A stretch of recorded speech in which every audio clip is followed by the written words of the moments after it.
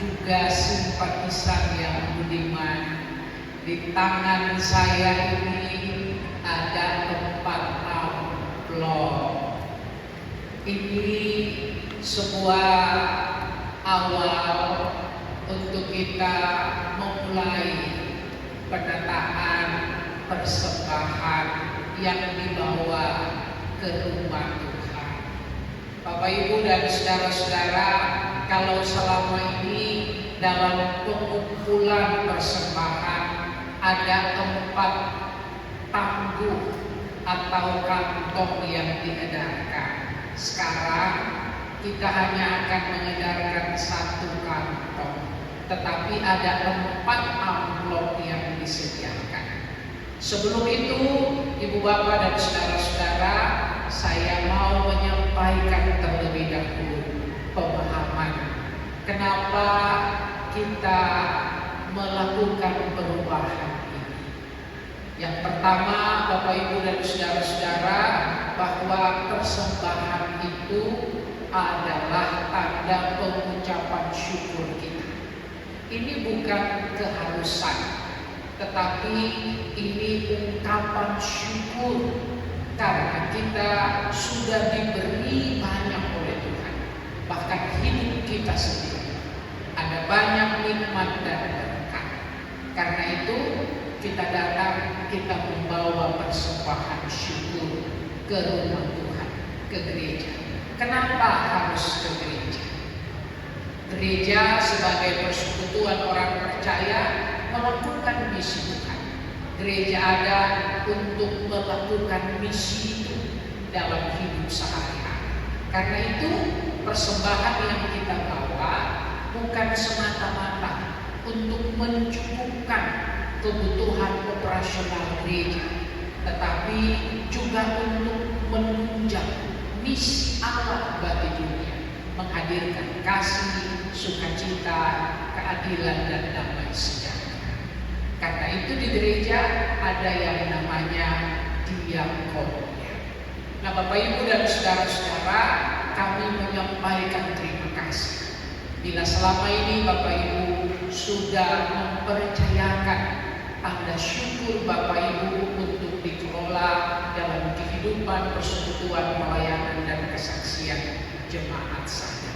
Kita mau mendorong supaya dalam memberi syukur kepada Tuhan, kita mau memberi yang terbaik, karena Tuhan selalu memberi yang terbaik untuk kita. Ada 4 amplop Bapak Ibu dan saudara-saudara, jemaat dan simpatisan. Amplop yang pertama itu persembahan kebaktian minggu. Amplop ini di dalamnya kita akan masukkan persembahan kita yang kita siapkan untuk kita bawa dalam ibadah minggu. Lalu yang kedua, Bapak Ibu, ada persembahan syukur. Ini warnanya hijau. Persembahan syukur ini untuk apa? Dalam perjalanan kehidupan kita ada anak yang naik kelas, ya, ada anak muda yang dapat kerjaan atau dapat pacar baru. Banyak hal dalam hidup yang bisa kita syukuri. Kita bawa itu, kita ungkapkan dalam persembahan syukur kita. Lalu ada persembahan perpuluhan atau persepuluhan. Ini bagi kita yang sudah bekerja. Setiap keluarga yang sudah bekerja atau anggota sini jemaat yang sudah bekerja, setiap bulan kita dapat membawa persembahan perpuluhan atau persepuluhan ini. Karena kita menyadari bahwa Tuhan menyediakan berkat terus-menerus dalam hidup kita. Lalu ada persembahan diakonia. Ini amplop yang warna merah. Persembahan ini khusus kita gunakan untuk pelayanan diakonia di tengah-tengah jemaat kita. Nah, Bapak Ibu dan saudara-saudara, khusus untuk persembahan diakonia dan persembahan syukur. Jika Bapak Ibu mau mengisi amplop ya, yang sudah tertera nama Bapak Ibu ya, ke dalam amplop ini monggo. Artinya kita sudah siapkan persembahan dalam amplop putih, lalu kita tuliskan nama dan kemudian kita masukkan itu ke dalam amplop persepuluhan dan amplop kebaktian syukur juga bisa, supaya itu tercatat dalam rangka kami menyuguhkan pelaporan untuk jemaat. Nah, Bapak Ibu dan saudara-saudara, persembahan ini kok banyak pisan ya. Seperti yang saya sampaikan tadi, persembahan adalah wujud ungkapan syukur kita dan ini dibawa ke gereja untuk mendukung persekutuan, pelayanan dan kesaksian dalam rangka gereja menghadirkan misi Allah di tengah-tengah dunia ini. Persembahan ini akan dikelola yang pertama untuk mendukung operasional gereja sehari-hari, yang kedua juga untuk mendukung program diakonia untuk pendidikan, diakonia untuk orang sakit, bahkan diakonia untuk masyarakat sekitar.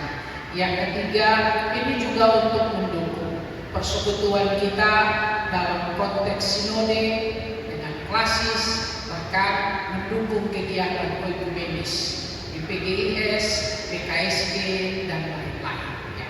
Jadi pekerjaan pelayanan kita tidak hanya dibatasi untuk kita sendiri, tapi terbuka untuk masyarakat lingkungan sekitar. Kenapa? Karena gereja ada bukan untuk diri sendiri, gereja ada bersama dan untuk yang lain. Dan karena itu saya mengajak Bapak Ibu saudara-saudara untuk tidak hanya membawa uang kita ke gereja ya, tapi kita juga membawa totalitas hidup kita. Persembahkanlah tubuhmu, kata Paulus, persembahkanlah hidupmu sebagai persembahan yang harum, yang kudus dan yang berkenan kepada Tuhan. Dan karena itu Bapak Ibu dan saudara-saudara, kita mengingat firman Tuhan bahwa baiklah setiap orang memberi bukan karena paksa, tapi dengan sukarela. Camkanlah firman Tuhan bahwa orang yang menabur sedikit, dia juga akan menuai sedikit. Orang yang menabur banyak, dia akan menuai banyak. Dan kiranya Tuhan dipuji, dipermuliakan lewat setiap persembahan yang kita bawa. Dan kita berharap semua persembahan ini dapat dikelola dengan transparan dan akuntabel oleh Majelis Jemaat GKP Sadar.